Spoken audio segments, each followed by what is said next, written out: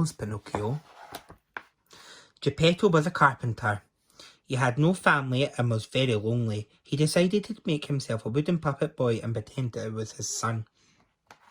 The puppet was very realistic. It even had nostrils. Geppetto called him Pinocchio.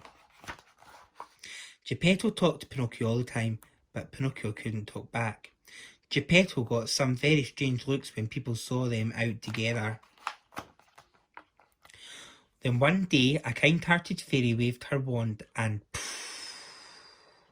Pinocchio came to life. Be a good son to Geppetto, the fairy told him. Don't tell lies, don't pick your nose, and one day you'll be a real boy. Pinocchio tried very hard to be good, but he couldn't resist sticking his finger up his nose and rummaging about.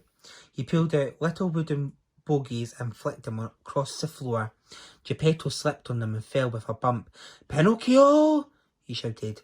"Have you been picking your nose?" "No, father," said Pinocchio, and boing! His nose suddenly grew. "That's what happens when you tell lies," says Geppetto.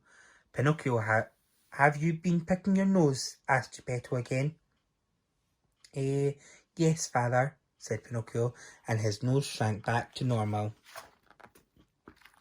One day, Pinocchio was playing under the kitchen table. "Are you picking your nose, Pinocchio?" called Geppetto. "No, father," called Pinocchio. Boing! Pinocchio still had his finger stuck up his nostril when the nose grew. It grew so quickly that his arm came off and shot across the room. Geppetto mended Pinocchio's arms, then he fetched a little box and opened it up. "Pinocchio," he said, "meet Mr. Cricket. He's going to stay with you and help you stop picking your nose." Pinocchio's nose started to tickle, but he lifted up his finger. Mr. Cricket hopped onto it and shouted, "Don't pick your nose, Pinocchio." So he didn't. Then Mr. Cricket played games with Pinocchio to keep his fingers busy.